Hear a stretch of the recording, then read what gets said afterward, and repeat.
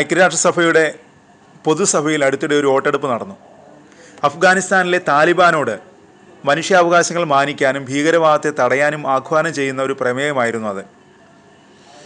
114 രാജ്യങ്ങൾ പ്രമേയത്തിന് അനുകൂലമായി വോട്ട് ചെയ്തു.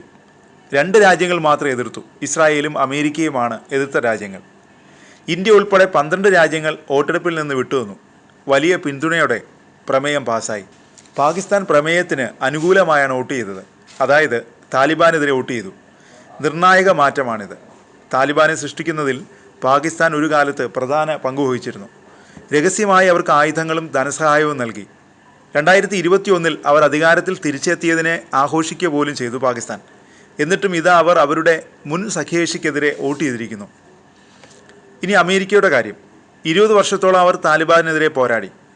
ഒസാമ ബിൻ ലാദനെ ഒളിപ്പിച്ച നൂറുകണക്കിന് അമേരിക്കൻ സൈനികരെ കൊന്ന താലിബാനെതിരെയാണ് US നിന്നത്. എന്നാൽ ഈ വോട്ടെടുപ്പിൽ US താലിബാനോടൊപ്പം നിന്ന് പ്രമേയത്തിനെതിരെ വോട്ട് ചെയ്തു. എന്തുകൊണ്ടാണത്? ചിലർ പറയുന്നത് പ്രമേയം ഇറാൻ്റെ പങ്കിനെ പ്രശംസിച്ചത് US-നും ഇസ്രായേലിനും അനിഷ്ടമുണ്ടാക്കിയെന്നാണ്. ഒരു പശുവും പിടിക്കാതെ ഇന്ത്യ വിട്ടുനിന്നു. ഇതൊരു മാറ്റമാണ്. 2022 താലിബാനെതിരെ സമാനമായൊരു UN പ്രമേയത്തെ ഇന്ത്യ പിന്തുണച്ചു. അപ്പോൾ എന്താണ് മാറിയത്? താലിബാന് മേൽ ഉപരോധം ഏർപ്പെടുത്തിയത് കൊണ്ട് മാത്രം അഫ്ഗാനിസ്ഥാനിൻ്റെ മാനുഷിക പ്രതിസന്ധി പരിഹരിക്കപ്പെടില്ലെന്ന് ഇന്ത്യ വിശ്വസിക്കുന്നു.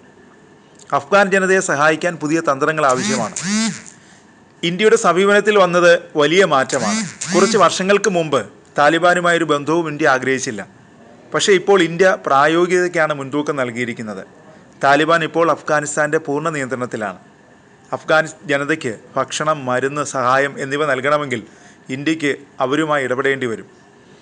ഈ മാറ്റത്തിൻ്റെ ലക്ഷണങ്ങൾ കുറച്ചു കാലമായി വ്യക്തമായിരുന്നു. 2022 ജൂണിൽ ഇന്ത്യ കാബൂളിലെ എംബസി വീണ്ടും തുറന്നു. ഒരു സംഘത്തെ അയച്ചു. 2024 മാർച്ചിൽ ഒരു മുതിർന്ന ഇന്ത്യൻ നയതന്ത്രജ്ഞൻ താലിബാൻ്റെ വിദേശകാര്യമന്ത്രിയെ കണ്ടു. 2025 ജനുവരിയിൽ ഇന്ത്യയുടെ വിദേശകാര്യ സെക്രട്ടറി ദുബായിൽ അതേ മന്ത്രിയുമായി കൈകോർത്തു.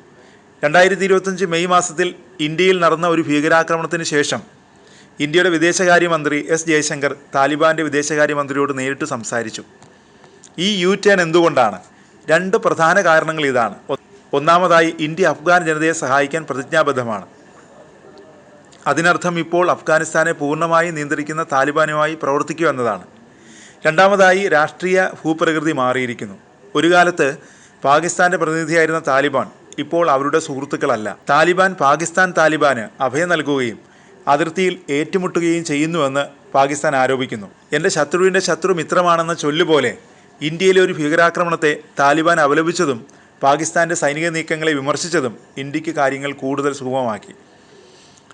പക്ഷേ താലിബാൻ ശരിക്കും മാറിയിട്ടുണ്ടോ? ഇല്ല. പുറമേ അവർ ഇപ്പോൾ കൂടുതൽ സമർത്ഥരാണ്. അഫ്ഗാൻ ടൂറിസത്തെ പോലും ഇപ്പോൾ പ്രോത്സാഹിപ്പിക്കുന്നുണ്ട്. എന്നാൽ ആഴത്തിൽ പരിശോധിച്ചാൽ അത് പഴയ താലിബാൻ തന്നെ. ഐക്യരാഷ്ട്രസഭയുടെ റിപ്പോർട്ടുകൾ പറയുന്നത് അവർ സ്ത്രീകളെ പൊതുജീവിതത്തിൽ നിന്ന് മായ്ച്ചു കളയുന്നുവെന്നാണ്. സ്കൂളുകളില്ല, കോളേജുകളില്ല, സ്ത്രീകൾക്ക് ജോലിയില്ല. ആഗോള കോടതികൾ താലിബാൻ നേതാക്കൾക്ക് വാറണ്ട് പോലും പുറപ്പെടുവിച്ചിട്ടുണ്ട്. ഇന്ത്യയുടെ പ്രായോഗിക സമീപനം യുക്തിസഹമാണ്. പക്ഷേ താലിബാൻ ഭരണത്തിൽ കഷ്ടപ്പെടുന്ന ലക്ഷക്കണക്കിന് അഫ്ഗാൻ സ്ത്രീകളെ ഉപേക്ഷിക്കാൻ കഴിയുമോ? പക്ഷേ ഒരു കാര്യം വ്യക്തമാണ്, മാറ്റമില്ലാത്തത് മാറ്റത്തിന് മാത്രമാണ്.